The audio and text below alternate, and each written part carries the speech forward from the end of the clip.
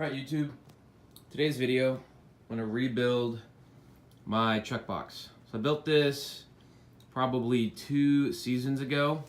It's out of some inexpensive plywood. You can see how many grooves it has. It's pretty solid. It's really heavy, and that is the main reason why I decided to rebuild it.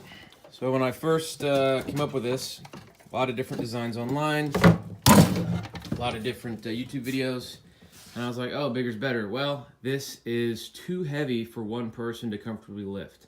I can move it from here to there, but otherwise it needs 2 people anytime you want to use it, because it's just loaded down with stuff. The other thing I did is I put a lot of other things I need in here, like lights, rope, stakes, tools, and then this is where I keep all the headlamps, the flashlights, the knives, all the stuff I don't want any of the little kids to be able to grab.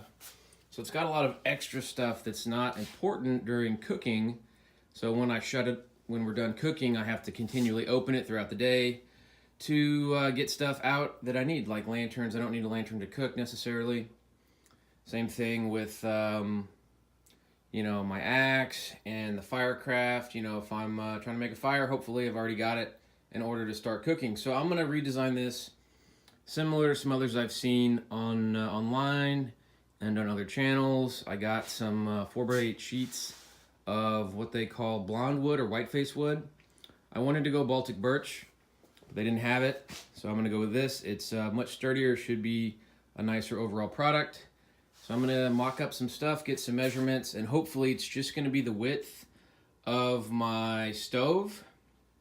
So it'll cut out about maybe 20% of it, and then I'm going to try to also lighten it up in some other areas. So let's see what I come up with. Alright, got the basic box shape, 4 pieces cut out. I'm going to use a pin nailer and some wood glue to just kind of get it together, and then I'll go back through with a heavier gauge nailer once I know it's in place and really set it in. So I'll do a quick little time lapse, see how this works, and we'll take it from there.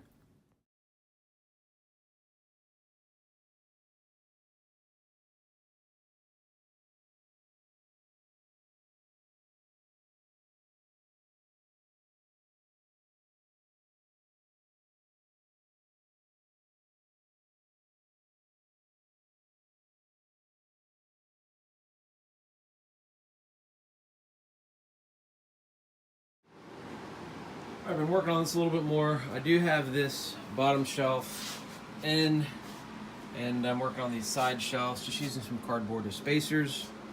And these are all just loose in there right now, but I'm thinking I'll be able to get 2 plastic storage tubs, and then I'll be able to put some aluminum foil in the top, and then I have this entire area over here to play with. So I'm going to get this part done. One thing about this little nail gun is, you know, I can get in from the sides here, but obviously this piece I can't get in from underneath because of the depth. So you could cut, there's a lot of different methods to do this. You could notch each side so they kind of index in. You could do dowels. There's all sorts of dados and stuff. You could cut, you know, a little notch and then just have the shelves like slide in and out. I'm not going to do that. I think this is simple enough. I'm not a master woodworker.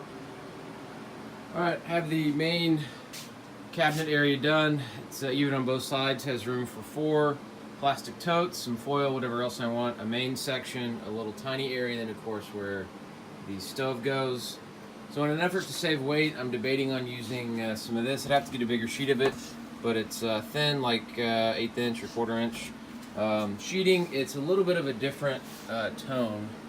If you guys, if that picks up very well on camera, but it'll save a lot of weight for the front and the back panels. So I'm going to see what I can get that for, if I can find something that's the same sanded blonde wood that'll match the stain.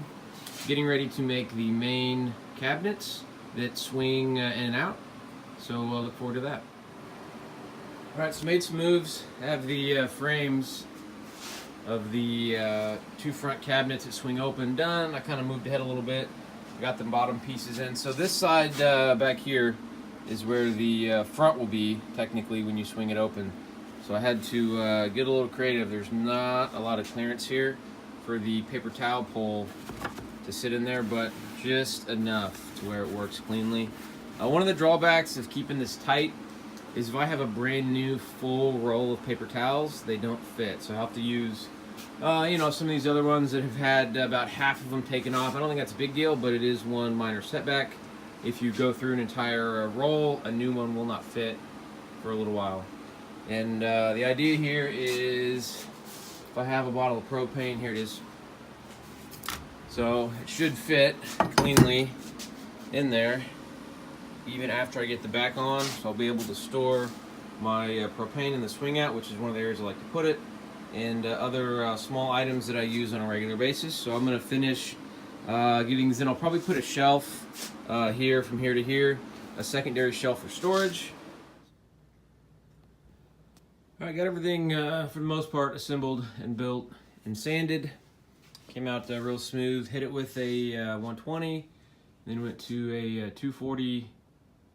So I think it's going to be nice and smooth. It's much smoother than what I started with when I painted my first Chuckbox. And I'm playing with some stain colors.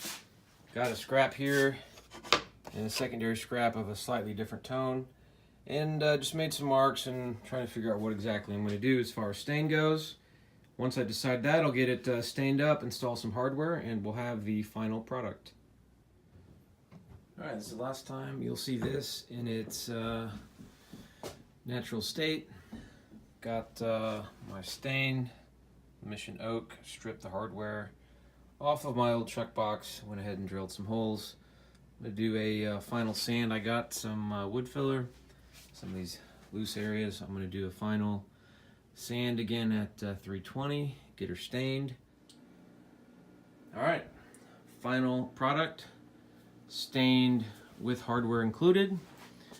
The stain turned out okay. There were some areas where I would have liked it to be a little bit nicer. Mostly the inside. It was difficult with the style of stain and polyurethane combo that I got. That some of the areas turned out a little bit light, as you guys can see. But I spent most of my time on the outside because that's what typically you'll see when it's not in use. So overall, I'm really happy. I think this turned out amazing. It's very lightweight, very practical. So I'm going to get it loaded, show you guys how I have it set up, and that should wrap up the video. Thanks. Alright, and this final little clip is just a quick little setup video. This is probably going to change after the first time I use it. You know, after you start using stuff, it's pretty easy to begin tweaking. But basically, you have your propane, battery, lighter fluid storage, have trash bags, wipes, sanitizer, my secondary stove, aluminum foil, miscellaneous things there, and then my 4 supply totes. I could have made drawers, but the simplicity of already having them in a plastic tote was just kind of a win for me, so I opted to go with that. Of course, there's a grill. I have my pots and pan storage, light my fire, 2 mess kits. Then behind here I have duct tape, toilet paper, and then a little food storage. And over here I have what we use typically on top of the grate, either the splash guards, which work great if you're in a dirty grill, or the pie pans if you're trying to heat up soup or cook eggs or anything, and then just some miscellaneous plates, and of course the paper towel storage. So overall, this is everything I wanted it to be. It worked out phenomenal. It is still heavy, but it's substantially easier to carry because it's narrower, so I can get a better grip on it, and it's more compact. So overall, I think it's a win. Let me know what you guys think, if you have any feedback or suggestions. And to make sure you guys like, comment, and subscribe. Thank you for watching.